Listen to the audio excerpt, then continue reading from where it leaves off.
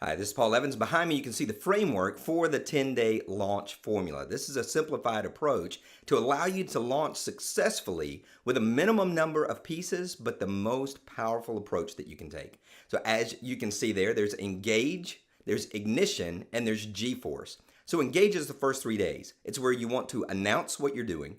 Then you reveal what this is, your portal, and then use Q&A, all of which to build excitement and to also segment your list into those who are hyper interested and those who are moderately interested. And then secondly, we actually have ignition. These are the initial launch days where we have liftoff, we have escape velocity, and we have thrusters, so that we engage those who are segmented and also your entire list, just to get everybody on board and to put them into the launch process. And then finally, there's G-force. There's orbit, which these are kind of the middle days. These are the days that's a little bit more silent. What you're going to find is that you'll have 40 to 60% of your sales right out of the gate, usually right around 40%.